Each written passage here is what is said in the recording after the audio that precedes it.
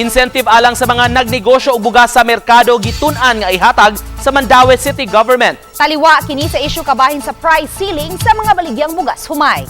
Ani ang report. Sa Mandaue City Public Market, wa pa sila'y mabaligya nga tag 41 o 45 pesos kaya ang una nilang nakomprang stock, mas mahal pa ang presyo. Gibutyag hinuon sa usa ka manindahay, posibleng sa umaabot, may mabaligya na siya nga tag 45 pesos. Kaya may supplier na siya nga makuhaan og moingon ini nga presyo. Sa sesyon sa konseho, aprobado ang resolusyon kung diin misuporta ang syudad sa price ceiling nga gimando sa gobyerno.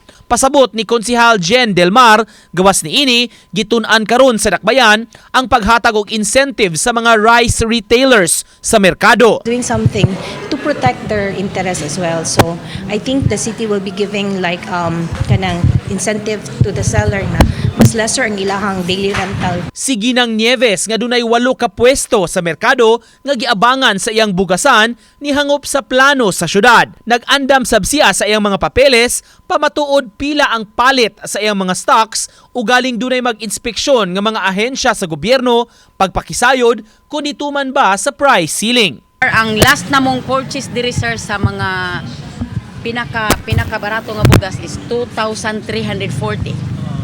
That is 47.75. Yang saan ang pagbutang nag 45. Nico Sereno, GMA Regional TV Live.